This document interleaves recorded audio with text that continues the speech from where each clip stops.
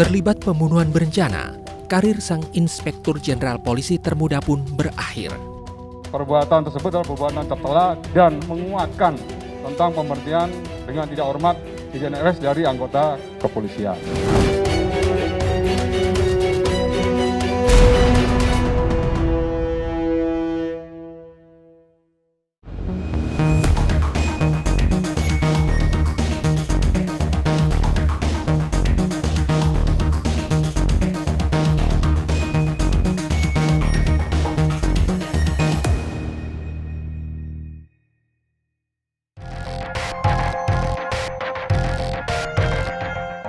Kepolisian Negara Republik Indonesia menolak permohonan banding mantan Kadif Propam Polri Irjen Verdi Sambo terkait pemecatannya sebagai anggota Polri. Dengan begitu, Verdi Sambo resmi dipecat dari Polri. Pemecatan ini merupakan buntut dari keterlibatan Verdi Sambo di dalam kasus pembunuhan berencana yang menewaskan Brigadir Nofriansyah Yosua Huta Barat alias Brigadir J. Penolakan permohonan banding diputuskan dalam sidang komisi banding yang dipimpin Irwasum Polri, Komjen Agung Budi Marioto pada 9 September lalu di Mabes Polri, Jakarta. Keputusannya adalah kolektif kolegial. Jadi seluruh hakim banding sepakat untuk menolak memori banding yang diajukan oleh Irjen FS. Perbuatan tersebut adalah perbuatan tercela dan menguatkan tentang pemberhentian dengan tidak hormat Irjen RS dari anggota kepolisian. Sebelumnya Verdi Sambo menjalani sidang etik setelah ditetapkan sebagai tersangka kasus pembunuhan berencana Brigadir J. Tak hanya itu, Sambo juga menjadi tersangka terkait obstruction of justice atau menghalangi penyidikan kasus kematian Brigadir J. Pada 26 Agustus 2022, Komisi Kode Etik Polri memutuskan pemberhentian tidak dengan hormat kepada Verdi Sambo. Namun saat itu Sambo langsung mengajukan banding. Kini karir Sambo di Polri benar-benar berakhir setelah bandingnya ditolak. Dan keputusan sidang banding ini bersifat final dan mengikat. Sudah tidak ada lagi upaya hukum lagi kepada yang bersangkutan. Ini merupakan komitmen dari Bapak Kapolri untuk segera dituntaskan proses terkait kasus-kasus kode etik di Duren 3 yang kemarin. Sosok Verdi Sambo memang masih terus menjadi buah bibir masyarakat Indonesia. Perjalanan karir Sambo di Polri yang cukup pesat dan digadang-gadang penuh prestasi seketika runtuh akibat mendalangi pembunuhan anak buahnya sendiri. Setidaknya ada 5 kasus besar yang ditangani Verdi Sambo selama ia menjadi perwira polisi. Pertama, ada kasus kopi sianida yang menewaskan Wayan Mirna Salihin alias Mirna pada tahun 2016. Saat itu Sambo masih berpangkat AKBP dan menjabat sebagai Wakil Direktur Reserse Kriminal Umum Polda Metro Jaya. Dalam peristiwa yang terjadi pada 6 Januari 2016 ini, korban yakni Mirna disebut meninggal dunia setelah meminum kopi yang tercampur racun sianida.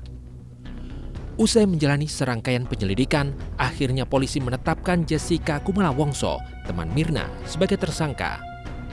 Dalam kasus kopi sianida, Verdi Sambo turut menjadi bagian dari tim penyelidikan. Pada tahun yang sama, AKBP Verdi Sambo juga menangani kasus bom Sarinah. Pada 14 Januari 2016, terjadi peristiwa bom bunuh diri di kawasan Jalan MH Tamrin Wahid Hashim, Jakarta Pusat, atau dikenal dengan sebutan bom Sarinah. Verdi Sambo saat itu disebut turut serta mengungkap pelaku teror bom Sarinah, yaitu kelompok Bahrun Naim. 4 tahun kemudian, tepatnya 30 Juli 2020, Sambo terlibat dalam penangkapan buronan kasus korupsi Joko Chandra di Malaysia. Saat itu ia berpangkat sebagai Brigadir Jenderal Polisi dan menjabat sebagai Dirtipidum Bareskrim Polri. Joko Chandra sendiri adalah seorang terpidana kasus korupsi hak tagih atau sesi Bank Bali. Berkat kerjasama antara Polri dengan polisi di Raja Malaysia, tim kepolisian termasuk Sambo akhirnya menangkap Joko Chandra yang menjadi buron sejak tahun 2009. Selang 1 bulan dari penangkapan Joko Chandra, Sambo menangani kasus kebakaran gedung Kejaksaan Agung. Pada 22 Agustus 2020, gedung utama di kompleks kantor Kejaksaan Agung terbakar.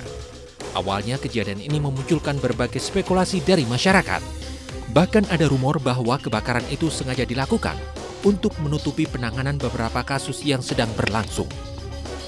Sebagai Dirtipidum Bareskrim Polri, Ferdy Sambo memimpin penyelidikan kasus kebakaran itu. Sambo kemudian menyebut kebakaran Kejagung disebabkan oleh api dari puntung rokok. 5 orang kuli bangunan pun menjadi terdakwa dan divonis 1 tahun penjara. Dari hasil penyelidikan dan penyidikan yang kami lakukan bahwa penyebab kebakaran di gedung Kejaksaan Agung bukan karena hubungan arus pendek, tapi karena open flame.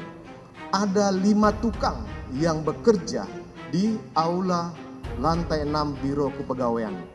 Ternyata mereka dalam melaksanakan kegiatan selain melakukan pekerjaan yang sudah ditugaskan oleh mereka, mereka juga melakukan tindakan atau kegiatan yang seharusnya tidak boleh dilakukan oleh mereka, yaitu mereka merokok di ruangan tempat bekerja.